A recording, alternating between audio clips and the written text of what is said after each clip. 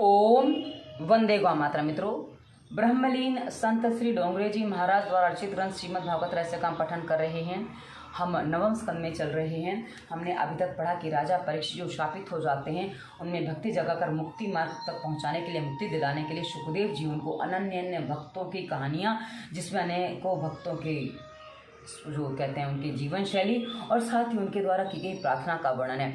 गृहस्थ प्रार्थनाएं भी हैं, सिंगल प्रार्थनाएं भी हैं। तो हर तरीके की प्रार्थना बताइए, कैसे आप प्रार्थना करें, कैसे ईश्वर को प्रसन्न करें। और जो लोग घर नहीं छोड़ सकते, जो घर गृहस्थी में फंसे हुए हैं, वो कैसे भक्ति करके मुक्ति को प्राप्त कर सकते, उसका सारा वर्णन है। और मित्रों, यदि आप आदर्श गृहस्थ जीवन अपनाते हैं तो हमारे घर में सुखदेव जी, वामन भगवान, कपिल मुनि, उसके अलावा रामकृष्ण जैसे महापुरुष, महायोगी अवतार लेते हैं और हमारे गृहस्थ जीवन को सफल बनाते हैं। क्योंकि ये संसार जो चल रहा है ना मित्रों, ये गृहस्थ जीवन के आधार पर ही चल रहा है। और आदर्श गृहस्थ जीवन हो तो संसार सुखमय बनता है, और वो आदर्श गृहस्थ जीवन आज नष्ट हो चुका है, इसलिए संसार दुखी हो गया है। तो ये इसकी स्पष्ट बात है। और पिछले अंकों में जो हमने पढ़ा था कि रामचंद्र जी को वनवास हुआ, भरत जी उनको मनाने आते हैं और चरण पादुका लेकर लौट जाते हैं, क्योंकि राम जी जाते नहीं हैं। और उसके बाद आगे बढ़ते हैं, सीता जी का अपहरण हो चुका हो। ऋषि मतंग मुनि जो शबरी को निर्देश देकर जाते हैं, शबरी माता राम जी की प्रतीक्षा कर रही होती है और राम जी ने उनकी प्रतीक्षा पूर्ण की है। आगे कथा हम आगे बढ़ाने जा रहे हैं। पहले मंगलाचरण करते हैं। श्री कृष्ण गोविंद हरे मुरारी, हे नाथ नारायण वासुदेवाय। जय श्री कृष्ण मित्रों। और आप जिनकी उपासना करते हैं उनके नाम से कमेंट अवश्य करिए, क्योंकि वो अधिक स्मरण करवाएगा। हम पढ़ेंगे, स्मरण अधिक होगा तो उतना अधिक संसार का कल्याण होगा। अच्छी कथा है। राम जी और हनुमान जी का मिलन, सुग्रीव की मित्रता, बाली का वध और लंका दहन, ये आज की कथा है। और इससे पर एक बात और बता दूं कि यदि आप इस पूरी कहानी को, पूरी कथा को साथ में सुनना चाहते हैं तो इसी वीडियो के डिस्क्रिप्शन में हमने डोंगरे जी की भागवत के रूप में पूरी प्लेलिस्ट दे रखी है। आप साथ में भी पूरी कथा सुन सकते हैं। चलिए आगे बढ़ते हैं आज के अंक में। अब रघुनाथ जी ऋषिमुख पर्वत के समीप आए हैं। वहाँ सुग्रीव रहते थे। ऋषिमुख पर्वत पर सुग्रीव रहते हैं। वहाँ प्रथम तो हनुमान जी से मिलन हुआ। हनुमान जी ने उनका परिचय जाना और सुग्रीव से मित्रता करवा दी। जब तक ईश्वर से जीव की मैत्री नहीं होती है तब तक जीवन सफल नहीं होता है, और ऐसी मैत्री हनुमान जी अर्थात ब्रह्मचर्य के बिना संभव नहीं है। ब्रह्मचर्य का पालन करोगे तो सब कुछ मिलता है, सीधी सी बात है। और वही गृहस्थाश्रम में भी संभव है। राम नाम तो अमृत से भी श्रेष्ठ है। राम नाम भवरोग की औषधि है, किंतु संयम के बिना वह कारगर नहीं होता है। राम नाम सब कोई कहे, दशरथ कहे ना कोई। जब तक हनुमान जी अनुरोध नहीं करते तब तक रामचंद्र जी उसे नहीं अपना बनाते। परमात्मा जीव मात्र के सच्चे मित्र हैं। ईश्वर से के साथ मैत्री करने से जीवन सफल होता है। सांसारिक मित्र तो केवल इसी जगत में सुख दे सकता है, किंतु परलोक और अंतरलोक में सुख नहीं दे सकता, किंतु ईश्वर का नाम तो वो दे सकता है। जीव यदि ईश्वर से मैत्री करे तो वे उसे अपने गले लगा लेते हैं, अर्थात उसे अपना लेते हैं। वे उसे भी ईश्वर बनाते हैं। वे तो अति उदार हैं। वे जब देने पर आते हैं तब सब कुछ उदारता से देते हैं। जीव को जब कुछ देने का प्रसंग आता है, यानी कि हम जैसे लोगों को कुछ देने का प्रसंग आता है, तो सोच विचार कर अपने लिए बहुत कुछ बचाकर बाकी रखकर फिर वो किसी को देता है। विश्व का सर्जक देते समय कभी विचार नहीं करता कि अपने लिए शेष रखना चाहिए। कृष्ण सुदामा की मित्रता हमने देखी है कि किस प्रकार कृष्ण जी सब कुछ सुदामा को दे देते हैं। लास्ट में रुक्मिणी जी हाथ पकड़ लेते हैं, रुको जाओ ज़रा, जितना दिया है उतना ही पर्याप्त है। और ये होता है मैत्री परमात्मा के साथ करो। परमात्मा से मैत्री वही कर सकता है जो काम को अपना शत्रु बनाता है। कृष्ण और काम, राम और रावण एक साथ में नहीं रह सकते। रामचंद्र जी ने सुग्रीव को अपना मित्र बनाया, किंतु क्योंकि सुग्रीव को हनुमान जी ने अपनाया है। राम जी ने अपना मित्र इसलिए बनाया क्योंकि सुग्रीव जी अपना चुके हैं कि वो ब्रह्मचर्य के रास्ते पे है, कुल मिला के। क्योंकि राम देव हैं तो सुग्रीव ये हनुमान जी के माध्यम से पहुँचो, क्योंकि हनुमान जी उसकी पद्धति है पहुँचने के राम तक। हनुमान जी ब्रह्मचर्य का स्वरूप हैं। ब्रह्मचर्य की मैत्री जितेंद्रिय बनाएगी और तभी परमात्मा के साथ मैत्री हो पाएगी। संयम और धर्म मर्यादा का पालन करोगे तो राम राज्य के काल की भांति डॉक्टर वकील की आवश्यकता नहीं रहेगी। हनुमान जी को जो अपना मित्र बनाता है, जो नहीं बनाता, जो हनुमान जी को अपना मित्र नहीं बनाता, उसे राम जी भी कभी अपना मित्र नहीं बनाते हैं। यानी कि हनुमान जी को अपना मित्र बनाओगे कि ब्रह्मचर्य का पालन करोगे तो भी राम जी यानी कि परमेश्वर तुम्हारे मित्र बनेंगे। परमात्मा से प्रेम किए बिना जीवन सुंदर नहीं हो पाता। प्रेम किए बिना मनुष्य जी नहीं सकता। कोई धन से, कोई स्त्री से, कोई बालकों से प्रेम करता है, किंतु प्रेम करने योग्य तो केवल परमात्मा है। परमात्मा के अलावा अन्य किसी व्यक्ति से प्रेम किया गया प्रेम वो जीव को अंत में रुलाता है। नहीं कि परमात्मा के अलावा किसी भी से प्रेम कर लो, कोई व्यक्ति से, किसी चीज़ से, वस्तु से, वो अंत में रुलाएगा ही रुलाएगा। जगत अपूर्ण है और जीव भी अपूर्ण है। परमात्मा के साथ मैत्री होने पर ही जीव परिपूर्ण बनता है। परमात्मा के साथ प्रेम करने वाले को वे प्रेम पूर्ण बनाते हैं। मतलब जगत अपूर्ण है, जीव भी अपूर्ण है, तो जो अपूर्ण से मिलेगा तो पूर्ण कहाँ से बनेगा? वो पूर्ण से मिलेगा तभी तो पूर्ण बनेगा ना, ये वाली बात है। ईश्वर उसी से मिलते हैं जो उससे पूर्णतः प्रेम करते हैं। वैसे व्यक्ति ही ईश्वर को अपना सकते हैं। ईश्वर के साथ प्रेम करना है तो दूसरों से प्रेम करना छोड़ना होगा। लौकिक प्रेम को धीरे धीरे कम करते जाओ और प्रभु के साथ प्रेम बढ़ाते जाओ। हनुमान जी के पूछने पर राम जी ने अपना परिचय दिया। हनुमान जी ने प्रणाम करके स्तुति की और कहा, इस पर्वत पर वानरराज सुग्रीव रहते हैं, उनके साथ मैत्री कीजिए। वे अपने साथ आपके दास हैं। और तब सभी सुग्रीव के पास आए। अभी जो मित्रता करे वो आरंभ में उन्होंने बता दिया प्रसंग क्या है। अब ये पूरा थोड़ा विस्तार से बता रहे, पूरा नहीं थोड़ा विस्तार से बता रहे हैं। राम जी ने सुग्रीव से पूछा, तुम इतने दुखी क्यों दिखाई देते हो? सुग्रीव ने कहा, मेरे भाई बाली ने मेरे धन संपत्ति और पत्नी छीनकर मुझे घर से बाहर निकाल दिया। जो मित्र के दुख में दुखी होता है वही सच्चा मित्र होता है। सुग्रीव और बाली के बीच युद्ध हुआ। राम सुग्रीव के पक्ष में थे। उन्होंने एक वृक्ष की आड़ लेकर बाली पर तीर छोड़ा तो बाली ने कहा, अवगुण कवन नाथ मोहि मारा। बाली कहता, मेरे किस अवगुण के कारण आपने मुझे मारा? राम जी से पूछता है, जब वो मृत्यु के पास आ जाता है, मार लगने के बाद, अब मरने वाला, तब वो पूछता है तो कहते हैं, आपने तो धर्म की रक्षा हेतु अवतार लिया है, मैंने तो कोई अपराध नहीं किया, फिर भी आपने मेरा वध क्यों करना चाहते हैं? आप मेरा वध क्यों करना चाहते हैं? धर्म की रक्षा हेतु अवतार धारण करके भी आपने धर्म आचरण किया है। मतलब वो क्या है ना, बाली को छुप के मारा है, क्योंकि बाली के पास एक वरदान था, यदि कोई उसके सामने आता है तो उसकी शक्ति आधी या पता नहीं कितनी शक्ति वो सामने वाले बाली को मिल जाती थी। इसलिए बाली के सामने आके कोई बाली को मार नहीं सकता था। इसलिए राम जी ने एक यहाँ मर्यादा भंग की है, एक यहाँ कि भाई बाली को छुप के मारा है, सामने आके नहीं मारा। पर उसमें भी दोष नहीं है। क्यों दोष नहीं है वो आगे बता रहे हैं, तो बताते हैं। रामचंद्र जी बोले, बाली अपना दोष तू देखता नहीं है और मुझ पर दोष लगाए जा रहा है।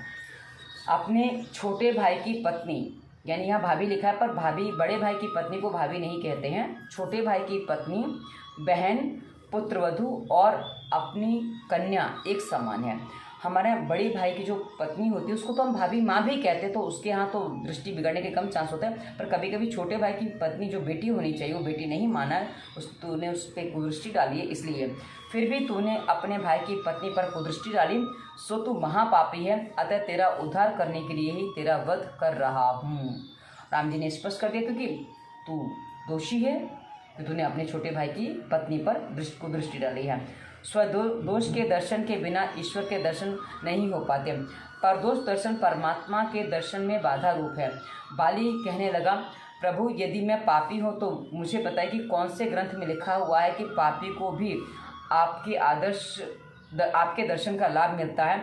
उल्टे कहा गया है, जन्म जन्म मुनि जतन कराहीं, अंत राम कहीं आवत नहीं। मतलब जन्म जन्म लोग जतन करते हैं, फिर भी अंत समय राम नहीं आता है, और आप तो मेरे सामने आके बैठे हो। मुनिगण जन्म जन्मांतर में कई प्रकार की साधना करते हैं, फिर भी अंत काल में मुख राम नाम नहीं आता है। मैं पुण्यशाली हूँ, तभी आपके दर्शन में प्राप्त कर रहा हूँ। आपके दर्शन से अब मैं पापी तो नहीं रह गया हूँ। आपके दर्शन से पापों का नाश होता है। आपके दर्शन देवों को भी दुर्लभ है, फिर मैं आपके दर्शन कर रहा हूँ। भगवान राम ने कहा, मेरे दर्शन तुम्हें हुए, वह तेरे प्रताप के लिए कारण नहीं, तुम सुग्रीव के भाई हो, सो मैं तुम्हारा उद्धार कर रहा हूँ। तुम सुग्रीव के कारण ही मेरे दर्शन कर पा रहे हो। भगवान की इस बात को सुनकर बाली ने सुग्रीव को प्रणाम किया और कहा कि तेरे ही कारण मुझे भगवान के दर्शन करने का सौभाग्य प्राप्त हुआ है। सुग्रीव बाली से कहने लगा, नहीं नहीं, तुम्हारे कारण ही मुझे आज भगवान के दर्शन हुए। अब देखो, जब हम किसी और को अपना सब कुछ मानते हैं ना, जब हम अपने दोस्त देखते हैं, तो बाली को भी, सुग्रीव को भी अपना दोस्त दिख रहा है कि अच्छा हुआ तुमने मुझे घर से निकाल दिया था, तो राम के दर्शन हुए ना। नहीं नहीं, तुम्हारे कारण ही मुझे भगवान के दर्शन हुए। यदि तुमने मुझे घर से न निकाल दिया होता तो प्रभु दर्शन में कैसे पा सकता था। बाली देह छोड़ रहा था तो सुग्रीव ने भगवान से प्रार्थना की, मेरे भाई के पाप को क्षमा कीजिए। यानी कि सुग्रीव अपने भाई के पाप की क्षमा मांगता है। वैर और वासना मृत्यु को बिगाड़ते हैं। जो वैर और वासना को अपने ही में रख कर मरता है उसे सद्गति प्राप्त नहीं होती है। अर्थात अपना कर्तव्य है कि किसी के भी साथ वैर ना रखें। मतलब किसी से कहा सुनी हो जाए, जितनी जल्दी हो सके उसको निपटा देना चाहिए, उसको आगे नहीं बढ़ाना चाहिए। राम राम जपते हुए बाली ने प्राण त्याग किया। सुग्रीव को किष्किंधा का राज्य दिया गया। राम की अनासक्ति भी कैसी है। रावण की हार हुई है और लंका का राज्य राम को मिला। लंका का राज्य वैसे राम को मिला था, पर किंतु उन्होंने कहा, मुझे धन धान्य राज्य की आसक्ति नहीं है। लंका का राज्य विभीषण को दिया था और किष्किंधा का राज्य सुग्रीव को दे दिया। कंस की मृत्यु होने पर मथुरा का राज्य कृष्ण के हाथों में आया था, किंतु उन्होंने उसे उग्रसेन को दे दिया। मतलब ये किस प्रकार औरों को राज्य सौंप के चले जाते हैं। जैसे वामन भगवान को पृथ्वी मिली थी, हमने आरंभ में पढ़ा था। वामन भगवान पृथ्वी को कहाँ, पातालोक से निकाल के लाए थे और उसको फिर उन्होंने मरु महाराज को सौंप दिया। मतलब मुझे नहीं चाहिए, संभालो तुम लोग। तो ये होते हैं सत्पुरुष, ऐसे होते हैं सत्पुरुष। राम और कृष्ण जैसा बोलते हैं वैसा ही आचरण करते हैं। श्री कृष्ण ने अर्जुन को युद्ध भूमि में 6 शास्त्रों का 1 घंटे में उपदेश सुनाया था। भगवान का ज्ञान भी वैसा ही है। अर्जुन ने कहा, आप तो जो कहेंगे वही करूँगा। ज्ञान की शोभा व्याख्यान नहीं, क्रियात्मक भक्ति योग है। मतलब ज्ञान खाली तोता मुँह से बोले वाला ज्ञान नहीं होना चाहिए, अपने जीवन में अनुसरण हुआ होना चाहिए। राम के समान जगत हितार्थी कोई नहीं है, ऐसा भगवान शंकर ने पार्वती से कहा। देवता, मनुष्य और मुनि भी यही रीति है कि अपने स्वार्थ हेतु ही सभी से प्रीत करते हैं। सुर नर मुनि सब की यह रीति, स्वार्थ लागी करहीं सब प्रीति। भगवान राम प्रवर्षण पर्वत पर विराजे। हनुमान जी अपनी वानर सेना के साथ आए। राम जी ने अपनी मुद्रिका हनुमान जी को देते हुए कहा, यह सीता जी को देना और मेरे विरह तथा बल की सारी बात सुनाकर तुरंत लौट आना। हनुमान जी ने अपनी वानर सेना के साथ दक्षिण की ओर प्रयाण किया। वे जामवंत के पास आए, जहाँ संपाति ने उन्हें समाचार दिया कि सीता जी अशोक वाटिका में हैं। संपाति जो जटायु, हमने पिछले अंक में पढ़ा था ना, जटायु के भाई संपाति हैं। ये दोनों भाई थे, आसमान में उड़ रहे थे। तो क्या हुआ ना, जटायु तो उतर आए कि उसको लगा कोई कुछ प्रॉब्लम होगी, उतर आए, पर संपाति और ऊपर चढ़ते गए तो उनके पंख जल जाते हैं। तो संपाति यहाँ बैठे हैं, वो एक ही जगह बैठ पाते, इधर उधर नहीं जा पाते हैं। तो उनको पता चलता है भाई उनके भाई मार दिए गए हैं। तो अपने जटायु भाई की वो अंतिम क्रिया, मतलब वो उनको श्राद्ध वगैरह करते हैं और वो पूरा उनको मुक्ति के लिए प्रार्थना करते हैं। संपत्ति का ऐसा चरित्र बताया गया है। समुद्र को पार करना कठिन था। राम नाम और संयम के बल के बिना समुद्र पार नहीं किया जा सकता। हनुमान जी ने आवेशपूर्वक कहा, यदि आप कहें तो सारी लंका समुद्र में डुबा दूं। भाई कभी कभी जरा जोश आ जाता है तो ऐसा हो जाता है। जामवंत ने कहा, धीरज रखो, यदि लंका को डुबो दोगे तो सीता जी भी डूब जाएंगी। तब हनुमान जी ने उड़ान भरी और उड़ते हुए समुद्र पार करने लगे। मार्ग में पहले सुरसा मिली। सुरसा है ये सर्पों की माता है, वो परीक्षा लेने आती है। तो जैसे जैसे सुरसा मुंह बढ़ाती है वैसे वैसे हनुमान जी अपना रूप बड़ा करते हैं। फिर जब सुरसा एकदम बड़ा मुंह कर लेती है, उसके बाद छोटा सा रूप लेके सुरसा के मुंह में घूम के आ जाते। बोले, आपने कहा था मेरे मुंह में आए बिना कोई जा नहीं सकता, तो मैं आपके मुंह में घूम आया हूँ, अब मुझे जाने दो। तो सुरसा प्रकट होती है अपने रूप में और बोलती है कि मुझे तो देवताओं ने परीक्षा करने के लिए भेजा था, तो मैं आई थी और मैंने जाने का तुम सब काम कर सकते हो। उसके बाद वहाँ सिंगिका नाम की एक राक्षसी मिलती है। सिंहिका ने अवरोध करने का प्रयत्न किया, क्योंकि उसकी क्या स्थिति थी सिंहिका की कि वो हाथ से परछाई को पकड़ लेती थी और जीव को खींच के उसको खा जाती थी। ये उसका आहार था सिंहिका का। तो वही काम हनुमान जी के साथ करने आती है। तो हनुमान जी ने उसका नाश कर दिया। हनुमान जी लंका पहुँचे, सायंकाल का समय था। लंका दर्शन करने निकले, वहाँ पर का वैभव अलौकिक है। अभी लंका दर्शन कहाँ से करें, तो वहाँ एक पर्वत होता है, पर्वत से वो लंका को देख रहे हैं कि लंका का वैभव तो बहुत ही विशाल है। तो वो अभी लंका में प्रवेश नहीं किया, पर हाँ वहाँ त्रिकूट पर्वत से, कदाचित त्रिकूट पर्वत मैं भूल रही हूँ, वहाँ से लंका के दर्शन कर रहे हैं। मध्यरात्रि के समय लंका में प्रवेश करने जा रहे थे कि लंकिनी ने रुकावट डाली और उसे मार दिया, यानी कि हनुमान जी ने लंकिनी को मार दिया। तो कहते हैं ना कि एक मुट्ठी के मारने से लंकिनी विकल हो जाती, व्याकुल हो जाती। तो कहती है कि भाई मुझे ये ब्रह्मा जी ने जब वरदान दिया था तो कहा था कि जब तुम एक बंदर के मारने से व्याकुल हो जाओगे तो समझ लेना ब्राह्मण का अंत निकट है। तो उसने कहा, मरते हुए लंकिनी ने कहा कि मुझे ब्रह्मदेव ने कहा था कि तुम्हें कोई मारे, बानर मारे तो समझ लेना कि रावण की मृत्यु होने जा रही है। हनुमान जी को लंकिनी ने यह भी कहा कि लंका में घूमते समय राम जी को हमेशा अपने हृदय में रखना, कदाचित राक्षसियों से विहार को देखकर मन विकारी हो जाए। प्रविष्टि नगर कीजिए सब काजा, हृदय राखी कौशलपुर राजा। बड़ी सुंदर पंक्ति हैं रामचरितमानस की। मानव समाज में बस कर मानव बनना सरल नहीं है, एकांत में बैठकर ब्रह्म चिंतन करना सरल है। मतलब मानव समाज में रह के, क्योंकि आप क्रियाकलाप उनकी देख रहे हो, कैसे वो क्या कर रहे हैं, उसके बीच में अपने मन को नियंत्रित कर पाना कठिन होता है। हाँ, जंगल में चले गए, कुछ दिख ही नहीं रहा है तो भाई सरल हो जाता है ऐसा करना। जन समाज के मध्य में विलासी लोगों में रहकर निर्विकार रह पाना कठिन है।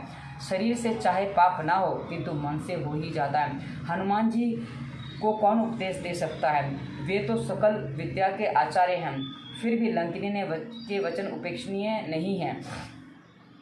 हनुमान जी को लगा कि मैंने आँख से यह दृश्य देखा नहीं, आँख से चाहे देखा, मन से चिंतन तो किया नहीं है। हनुमान जी तो बाल ब्रह्मचारी हैं, मतलब हनुमान जी ने ऐसा कुछ कभी देखा नहीं था जिससे उनके मन में विकार आए और वो उस पर दृष्टि भी नहीं जाते थे, और चली जाए तो उसका चिंतन नहीं, कि उसको सोचते नहीं थे। आजकल क्या होता है, हमें जो दिखता हम सोचने लग जाते हैं ना, उसमें हम ज़्यादा फंस जाते हैं, वो समस्या होती है। वहाँ से इंद्रजीत के आवास पर आए, वहाँ सुंदरी सुलोचना को देखकर उन्होंने सोचा कदाचित ये सीता जी हैं। नहीं, ये सीता जी नहीं है, एकनाथ जी महाराज ने सुंदरकांड में बड़ा अच्छा वर्णन किया है। हनुमान जी साक्षात शिव जी का अवतार थे। पार्वती जी भी अवतार लेने का आग्रह करने लगी तो शिव जी ने कहा नहीं, मुझे ब्रह्मचारी ही रहना है। तो पार्वती जी ने कहा मैं आपके बगैर नहीं रहूँगी। सो शिव जी ने हनुमान जी का रूप धारण किया और पार्वती जी उनकी पूछ बनी है। यह योग माया सबके घर में जाती है। अब ये वर्णन मैंने पहली बार सुना है कि हनुमान जी की पूछ पार्वती जी बनी है, ऐसा, वरना मैंने इससे पहले नहीं पढ़ा था। पर कहा ना, डोंगरे जी की भागवत में कुछ ऐसी बातें हैं जो बहुत ही अलग है, पर हाँ रस पैदा करती है, इसलिए पढ़ने में आनंद आता है। हनुमान जी की पूंछ बढ़ती भीग जा रही थी। रावण की बहुत फजीयत हुई। अब ये आगे ये कथा थोड़ी आगे पीछे हो रही है, क्योंकि वो कहते हैं ना प्रसंग के अनुसार वो कथा सुना देते हैं। तो रावण की अति अपमानित हुआ। हनुमान जी ने सारी रात सूक्ष्म रीति से भ्रमण किया। सीता जी कहीं दिखाई नहीं दी। प्रातःकाल में विभीषण के आवास पर वे प्रविष्ट हुए। वहाँ उन्होंने देखा कि विभीषण ने नींद से जागते हुए, मतलब विभीषण तब तो नाम पता नहीं था, कोई है जो नाम जागते जागते राम नाम का स्मरण कर रहा है। उसके घर में तुलसी का चौका है। और हनुमान जी सोचने लगे कि इन राक्षसों की बस्ती में कौन वैष्णव है। हनुमान जी ने ब्राह्मण का रूप धारण किया और विभीषण के निकट आए और विभीषण ने उनसे पूछा कौन है आप। राम तो नहीं है क्या? प्रभात के में आपके दर्शन हुए, मेरा तो सारा जीवन दिन अच्छा जाएगा, कल्याण होगा। हनुमान जी ने सारी बात बताते हुए सीता जी का पता पूछा। विभीषण ने कहा आपके दर्शन होने के बाद मुझे विश्वास हो गया है कि राम जी के दर्शन मुझे अवश्य ही होंगे। मैं तो अधम हूँ, किंतु आपके कारण राम मुझे अवश्य अपनाएंगे। रात्रि में सोने से पहले राम तथा प्रातःकाल जागते हुए प्रभु का स्मरण और शुभचिंतन करो। हनुमान जी अशोक वन में आए हैं। वहाँ सीता जी समाधि अवस्था में बैठकर राम नाम का जाप कर रही हैं। उनका शरीर दुर्बल हो गया है। हनुमान जी ने उनको मन ही मन प्रणाम किया और वृक्ष की डाली पर बैठकर राम कथा सुनाना आरंभ किया। आपको ढूंढने के लिए कई वानर भेजे गए हैं, उनमें से मैं एक हूँ। मैं रामचंद्र जी का दूत हूँ।